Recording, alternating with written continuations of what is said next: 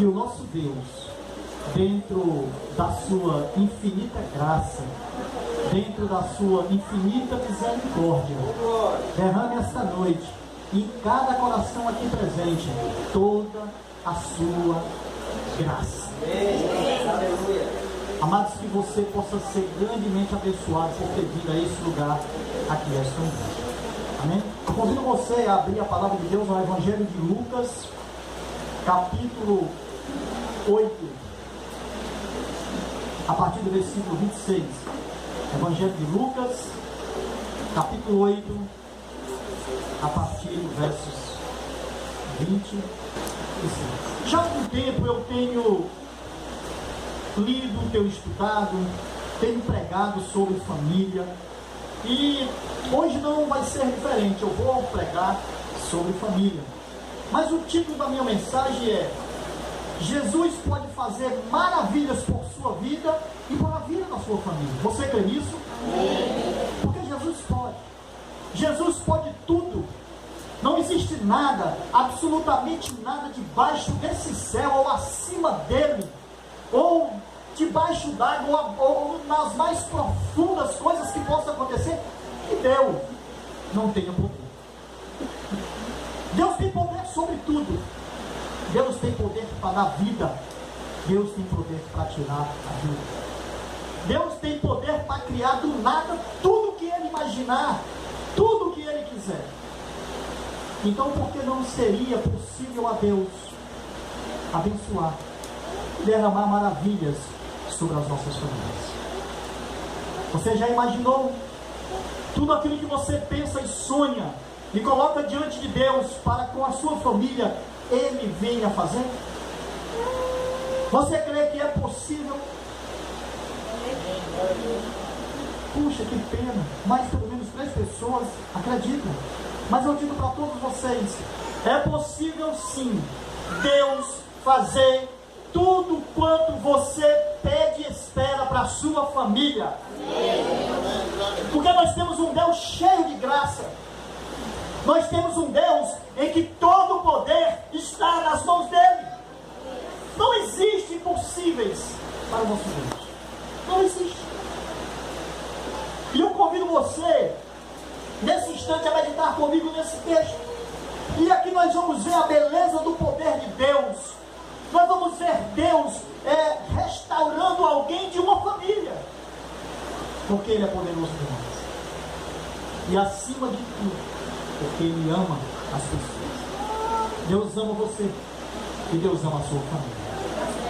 Então leia comigo Lucas capítulo 8. Eu convido você a ler comigo do versículo 26 ao versículo 29. E a palavra do Senhor diz assim: Então rumaram para a terra dos Gerasenos, fronteira da Galileia.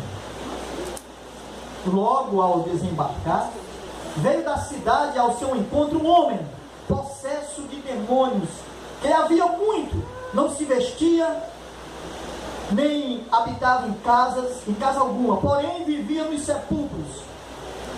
E quando viu Jesus, prostrou-se diante dele, clamando e dizendo em alta voz: Que tenho eu contigo, filho do Deus Altíssimo, rogo-te que não me atormentes.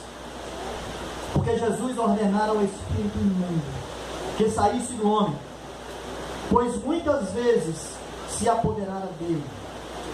E embora procurassem conservá-lo preso com cadeias e grilhões, tudo despedaçava e era impelido pelos demônios para o deserto.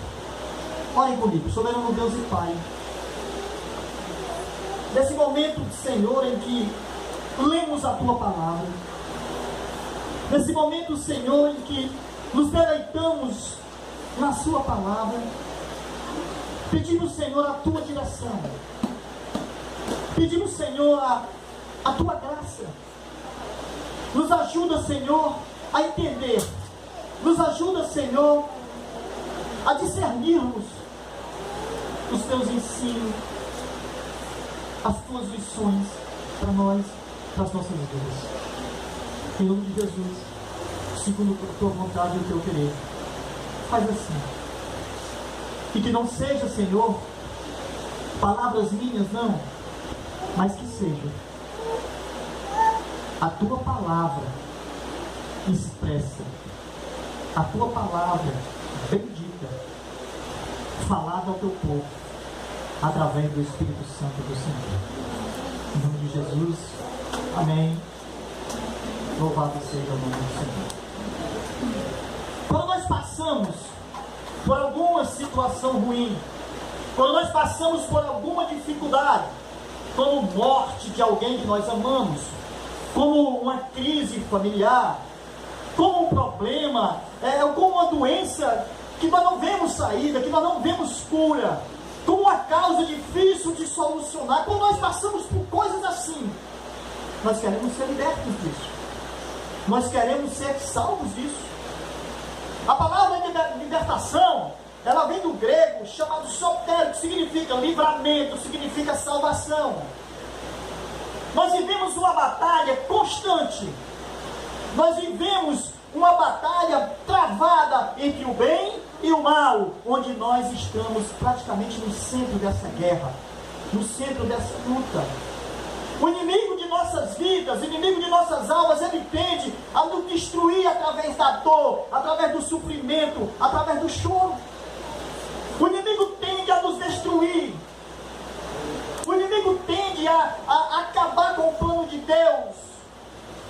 O diabo, ele tem agido na sociedade. E não somente na sociedade. Ele tem agido no meio do povo de Deus. Aí você pergunta, como isso é possível? Jesus certa vez disse: vigiai e orai, porque o espírito está pronto, mas a carne é fraca. E muitas vezes nós deixamos de vigiar, e o inimigo, ele se apodera. O inimigo, ele tende a destruir o povo de Deus através do orgulho, através da ambição, através da inveja, através das calúnias, da fofoca, da falta de retidão. Tende a destruir o povo de Deus através da amargura, através da impaciência. O inimigo tem agido assim no meio das famílias de Deus. Mas graças ao Senhor que nós temos Cristo Jesus, que nós temos o Rei dos Reis, que nós temos o Senhor dos Senhores, que nós estamos na presença do Alfa e do Ômega. Graças a Deus que nós temos o Príncipe da Paz. Graças a Deus que nós temos Jesus que salva, que liberta, que cura. Lá em Lucas capítulo 4, versículo 18, Jesus nos ensina e nos diz que o Espírito do Senhor estava sobre ele para evangelizar os pobres, para proclamar libertação aos cativos, para restaurar a vista dos cegos e para pôr em liberdade o oprimido. Jesus é esse. Jesus é esse que faz coisas assim maravilhosas. Jesus é esse que nos conduz na direção da salvação eterna. Durante todo o seu ministério de 3 anos na terra, Jesus curou, Jesus libertou, Jesus fez milagres a favor de muitas pessoas. E nós conhecemos isso através da sua palavra. Nós conhecemos isso através daquilo que ele nos tem ensinado. E não houve nenhum caso que ele tenha fracassado. Porque Jesus não é ninguém que fracassa, ele é alguém que tem poder para fazer infinitamente mais do que nós esperamos. Quanto maior fosse o desafio e maior a percussão do milagre, maior seria a expansão do reino. E nós hoje fazemos parte desse reino, porque esse reino se expandiu, porque esse reino cresceu. Aqui Jesus viajou rumo à terra dos Gadarenos, porque havia um alvo, porque havia uma meta, e a meta de Jesus era salvar um pobre homem oprimido pelos demônios. Mas era um homem só, e daí? É uma criação de Deus, é uma criação do Pai. Talvez hoje você possa passar por uma adversidade, um problema, e você possa estar orando e possa dizer assim: mas só eu? Tem tanta gente, e daí? É só você. Então clama a Deus, vai na direção dele, se derrama na presença dele. Ah, mas meu filho, e daí? Ora pelo teu filho, clama pelo teu filho, clama pela tua família, porque nós temos um Deus que se preocupa a cada minuto com cada um de nós. E não importa quem seja, não importa o tamanho, não importa a sabedoria, não importa que tipo de homem ou mulher seja, Ele ama a todos. Esse é o Jesus que nós rendemos glória, rendemos graça. Mas interessante é que durante a viagem de Jesus para esse lugar, quando nós vemos o contexto desse texto, nós vemos que se levantou uma tempestade, talvez no intuito de sei lá, não deixar com que Jesus fosse àquele lugar. Mas Jesus não olhou para nada disso, porque Jesus tinha um plano: salvar a vida daquele homem. Então aqui cabe uma pergunta mais que maravilhosa: por quê? Por quê? Porque Jesus nunca desistiu de salvar ninguém. Nunca. Porque pelo menos uma fagulha de desistência tivesse no coração de Jesus, Ele não teria ido para aquela cruz do Calvário. Se pelo menos Jesus tivesse uma dúvida de morrer por nós, Ele não teria subido ao Calvário. Ele não teria morrido e dado a sua vida por nós, não. Olha a situação desse homem. Talvez aos nossos olhos, deixa lá, é um doidinho, é um camarada que está aí endemoniado, não é problema meu não, deixa pra lá. Mas o estado daquele homem era difícil. O estado daquele homem era complicado. Versículo 27.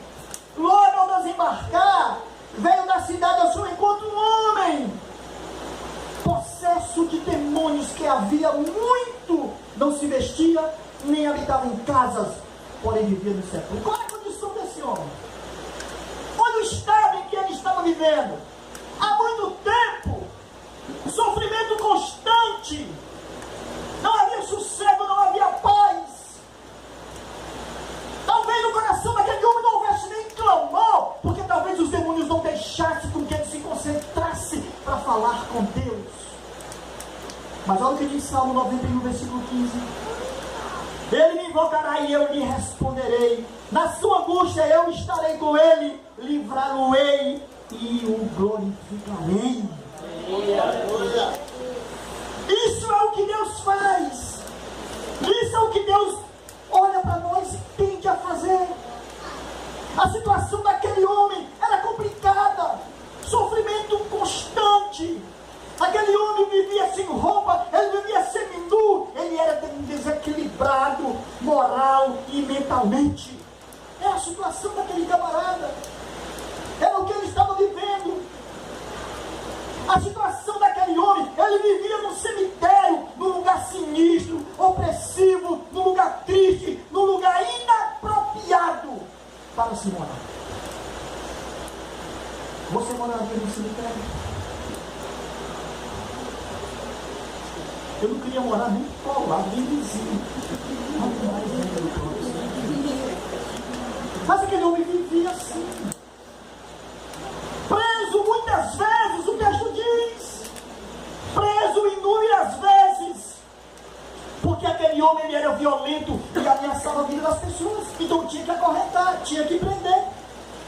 Mas ele tinha uma força sobre-humana. Porque ele quebrava as correntes, as cadeias, ele arrebentava com tudo. O texto diz, o texto fala. Essa era a condição daquele homem. Enquanto nós olhamos numa visão panorâmica, não só de nossas vidas, não só daqueles que estão ao nosso derredor, nós percebemos que há muitas pessoas algemadas, acorrentadas e escravizadas, espiritualmente falando. Há muitas.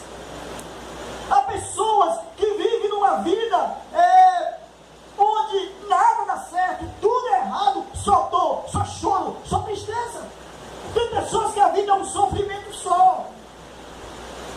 Talvez, hoje, até alguém aqui possa estar vivendo momentos assim. Eu não sei, não conheço a sua vida.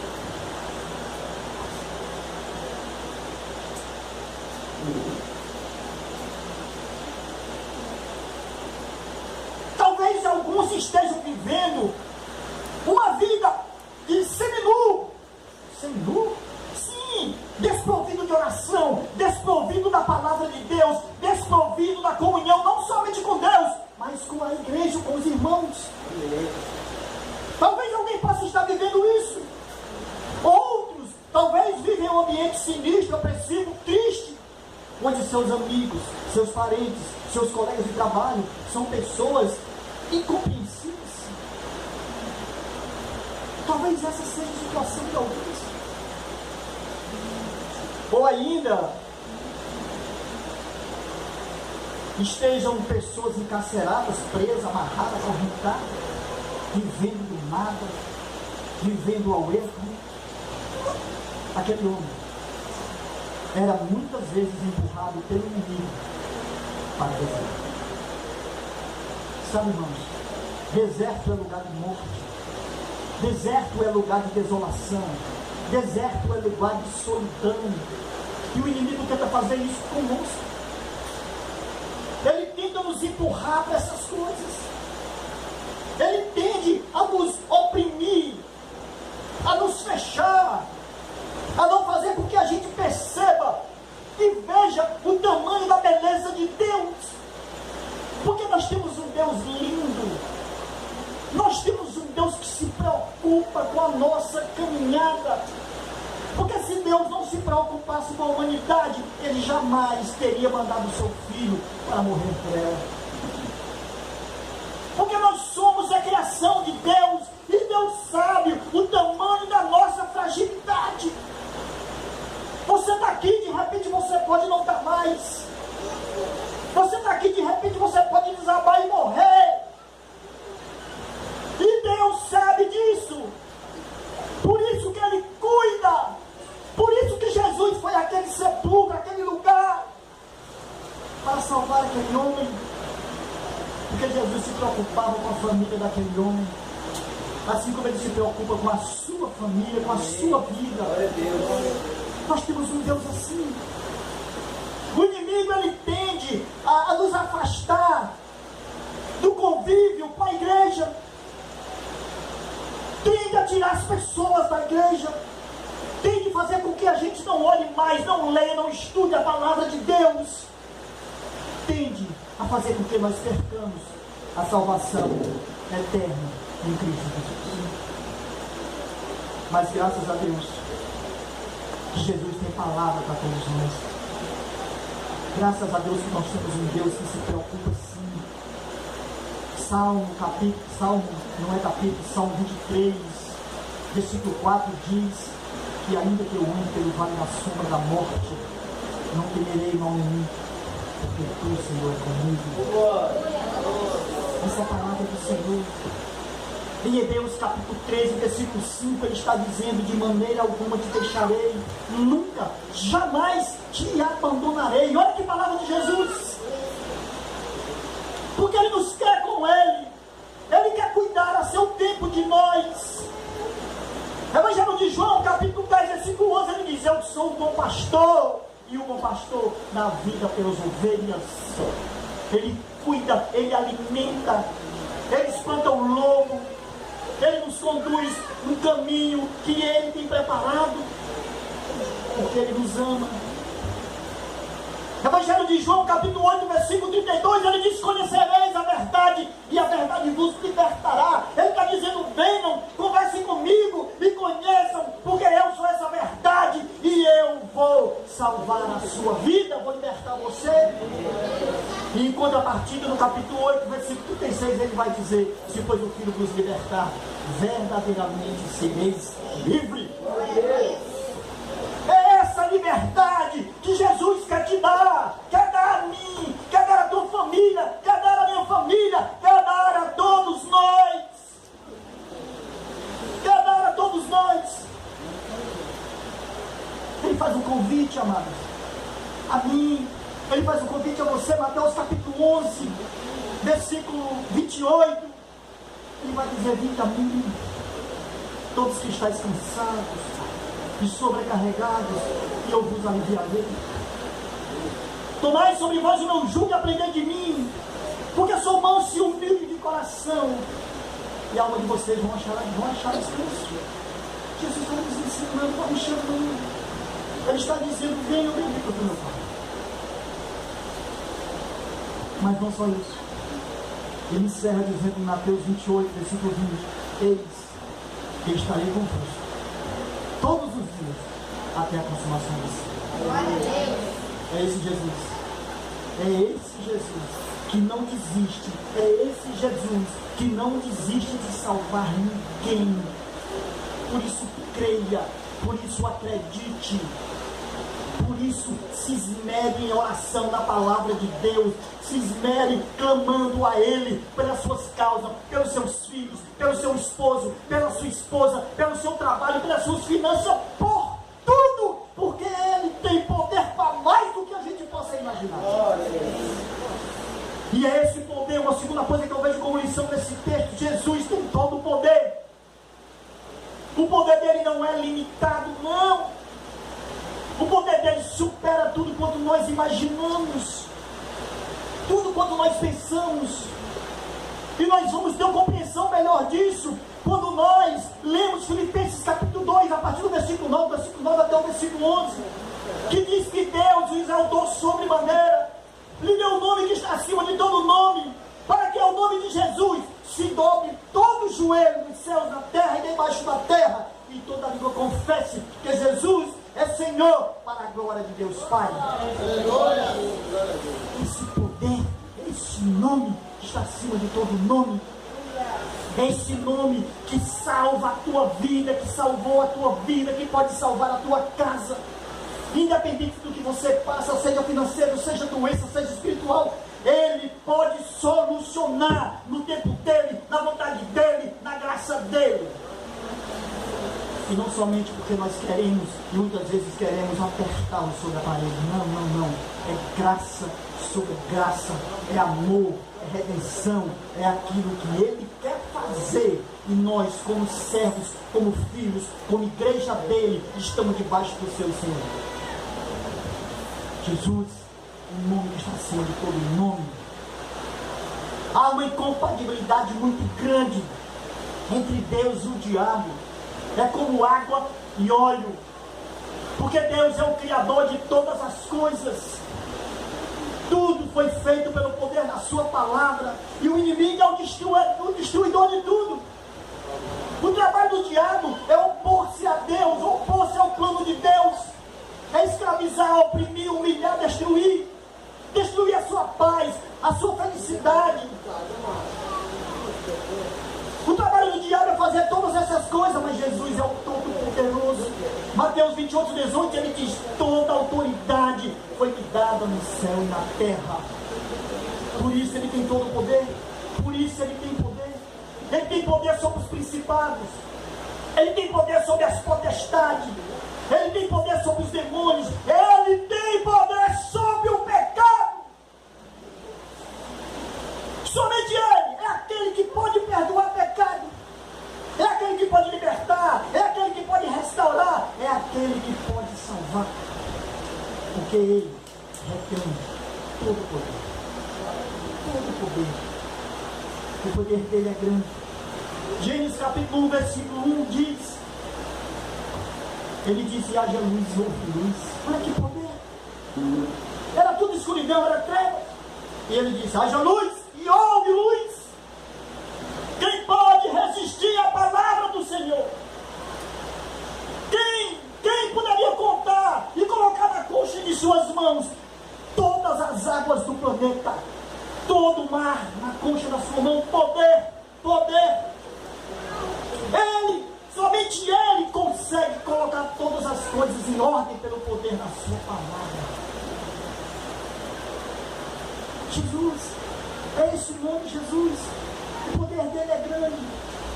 E o poder dele é tão grande que ele foi na cruz do Calvário. para morrer pelos meus pecados, pelos seus pecados, para carregar sobre si as nossas iniquidades, as nossas enfermidades. Ele foi lá, ele morreu ao tempo dele, o poder dele é grande, porque ele morreu a nossa morte, ele morreu a nossa morte. Mas quando nós olhamos tudo isso, agora escute bem a beleza disso, ele ressuscitou no terceiro dia. Jesus não é morto, ele é vivo. Aleluia! Ele é vivo, o poder dele é ilimitado.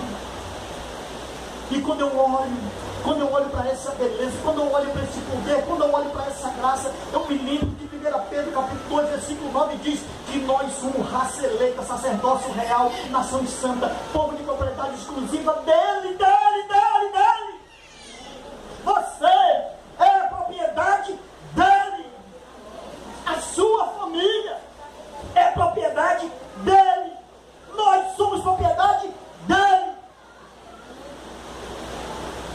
Fátima, o seu filho ainda não nasceu, mas ele é propriedade do Senhor.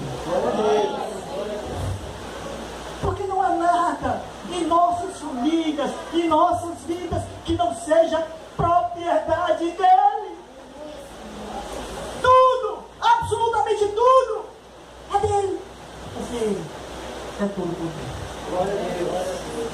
Não existe nada que aconteça em nossas vidas que não seja pela graça e pelo poder de Deus.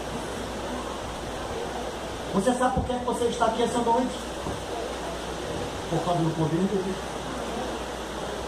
Será que o inimigo não se levantou para que você não viesse aqui? Sim. Será que o inimigo, desde a aurora do dia de hoje, ele não maquinou lhe matar? Sim. Será que o inimigo, ele não tentou de todas as artimanhas, de todos os artifícios, tirar a sua vida, matar a sua família, estourar com o filho do céu? Sim. Mas sabe por que não aconteceu? Por causa de Jesus, que é todo poderoso. Ele nunca vai conseguir. Porque você é um povo de propriedade em sua vida. Aleluia! Quer ver algo interessante? Quem era você? Quem é você hoje? O que foi que aconteceu? Foi o poder dele que te transformou. Foi o poder dele que te moldou. Foi o poder dele que te fez um homem e uma mulher de bem, um jovem de bem. Porque outrora nós vivíamos os nossos delitos e pecados, nós vivíamos o curso da vida ao nosso bel prazer. Eu faço o que eu quero, eu mando na minha vida, eu sou dono disso, sou dono daquilo, meu besteira, porque Ele é que é dono de tudo, e Ele, através da sua misericórdia, nos alcançou, nos transformou, nos mudou, e acima de tudo derramou a salvação eterna em Cristo. Aleluia! É o poder dele, somente Ele. Há um tempo atrás, e hoje, para a honra e glória de Deus, eu posso falar isso com toda a propriedade, porque eu estou feliz hoje do que eu vou falar. Eu acho que o Anderson tinha 3 anos, né, Martinho? O Anderson, meu filho, pastor, ele tinha 3 anos. Essa é a história que eu vou contar. E uma tia nossa, ela morreu, queimada. Então toda a família dela, todos os meninos, eram quantos, Fatinha? Eram 5 crianças que foram lá para casa. Sem falar nos da mamãe que eram, acho que 8, não era eu, mas eram 7. Eram 7 da mamãe, 5 da minha tia ficaram tudo lá em casa. Só quem trabalhava era o papai e eu. E eu ganhava muito pouco, o papai também. E depois, chegou do interior, uma prima da mamãe, que as meninas estão ali atrás, me permitam falar isso, porque é algo que a gente precisa falar. Então ela veio do interior com todas elas, tudo criancinha, então ali atrás, eram tudo pequenininha. Então, eram 5. E todas as 5, também, papai e eu abraçamos para Deus. Sabe o interessante de toda essa história? Não é eu. Não foi o papai, foi o poder de Deus. Porque ele tinha planos para toda essa família. E hoje, quando eu olho lá e eu olho aqui, eu vejo o agir de Deus, eu vejo o cuidado dele. Porque para a honra e glória do meu Deus, todas elas estão bem em nome de Jesus. Amém. Os filhos da minha tia que morreram queimados, estão casados, têm suas famílias, estão na igreja, são homens e mulheres de bem. Deus, sou. E nós ainda estávamos muito longe de sermos crentes. Tinha dia lá que não era fácil partir a refeição, não era não. Teve dia que a Fatia esqueceu de um, e era ela que partia comigo. Não era fácil, gente. Não era. Mas houve todo um trabalhar de Deus. Houve todo um cuidado de Deus. Porque nós servimos, nós estamos debaixo de uma graça, nós estamos debaixo de um poder de um Deus infinitamente maravilhoso, que cuida, que não deixa nenhum dos seus morrer, que não deixa nenhum dos seus amigos, que não deixa... Vocês sabem o que é amigo? Que não deixa nenhum dos seus perecer. Não deixa. O Senhor não abandona. O Senhor cuida. Nós estamos com Deus. E para encerrar, uma lição mais que maravilhosa. Quem pode impedir o agir de Deus?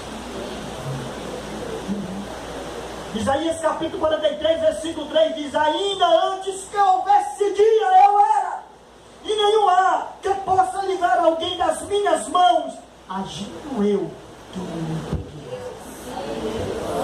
Que poder lindo! Que glória! Ninguém pode impedir o agir de Deus. Olha que no versículo 29 Jesus ordena que os espíritos saíssem daquele homem. E os espíritos saíram daquele homem. Muito diferente do que nós ouvimos hoje. O camarada manda um demônio sair e fica dialogando com ele. Sai! Sai!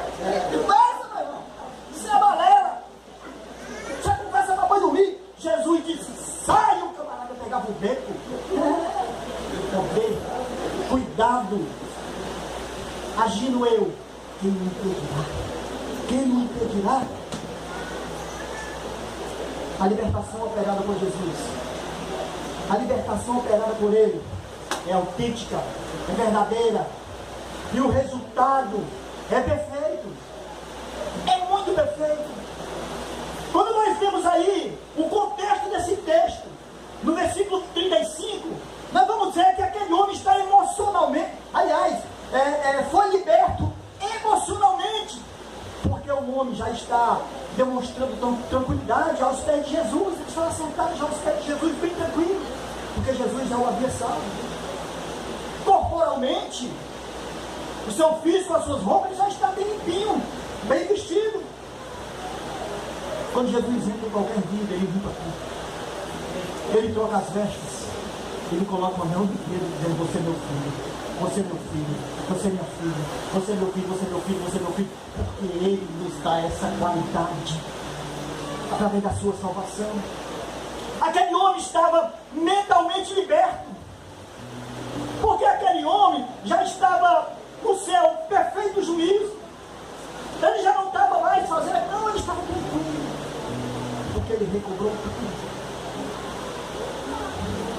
Amado, Jesus está aqui. Jesus está hoje à noite aqui, e através da sua palavra há salvação. Através da sua palavra há salvação. Porque no Evangelho de João, capítulo 10, versículo 10, a segunda parte do versículo, ele diz: eu vim para que tenham vida e tenham abundância. E tenham abundância. Uma vida abundante. Não uma vida sem problemas, porque isso aqui é impossível. Seria impossível, seria até ultrajante eu dizer para você que aceite Jesus, viva com Jesus e acabar os seus problemas. Muito pelo contrário. Jesus diz que a caminhada com Ele é espinhosa. A caminhada com Ele traz espada. Jesus fala isso. Mas olhe bem, a vida com Jesus, mesmo na dificuldade, é uma vida alegre. A vida com Jesus, mesmo na dificuldade, é uma vida satisfatória. A vida com Jesus, mesmo na dificuldade, é uma vida feliz. A vida com Jesus, mesmo na dificuldade, é uma vida cheia de graça. É uma vida cheia de graça. Oh, amado, Deus que pode pedir. Jesus nos oferece uma nova casa. Quem tem aí? Quem tem casa própria? Jesus vai dar uma casa a você milhão, mas eu não estou falando materialmente não, hein? Não estou falando de bens não. Eu estou falando que Jesus vai dar uma casa melhor a você na glória. Olha lá. Evangelho de João, capítulo 14, versículo 2 até o versículo 3. Na casa de meu pai há muitas moradas. Porque se assim não fosse, eu vos teria dito. Mas eu vou preparar o lugar, para que quando eu venho, eu volte, eu possa levar vocês comigo, para que onde eu esteja, estejais você. Palavra do Senhor. Amém. Jesus quer a mim, quer a você para sempre. E não só nós, mas toda a nossa família. Salmo 100, versículo 3, ele diz, segunda parte do versículo: somos o seu povo, rebanho do seu pastor. Somos o seu povo. Hoje, Jesus está aqui, hoje é dia de salvação. Amém. Porque nele, somente nele, há essa salvação. Ele não desiste de salvar ninguém. Não desiste. E você também não desista. Não desista da sua família. Não desista dos seus projetos, nada, não desista. Você, a sua casa, a sua família, seus problemas, seu choro, tudo vai sumir. Quando eu falo família, não estou dizendo morrer, não estou falando que as dificuldades que ela enfrenta vai sumir, porque Jesus está à frente de todos. Ele quer te dar um refrigério. Ele quer te cobrir de graça. Ele quer te cobrir de perdão. E para encerrar, eu quero só ler um versículo que está em 2 Crônicas, capítulo 7, versículo 14, que diz assim. Escute bem, e eu quero que você medite nesses versículos. Se o meu povo, que se chama pelo meu nome, se humilhar e orar e me buscar e se converter dos seus maus caminhos, então eu ouvirei dos céus, perdoarei os seus pecados e sararei a sua vida. Essa é a palavra. Essa é a palavra. Mas o Senhor está dizendo: se nós nos humilharmos, se nós orarmos, se nós buscarmos e se nós nos convertermos, Ele vai ouvir. Ele vai salvar a nossa vida. Oh, meu amado, que Deus abençoe a sua vida, que Ele abençoe a sua casa, que Ele derrame graça sobre graça todo dia na sua caminhada, porque nós temos um Deus maravilhoso. Louvado seja o nome.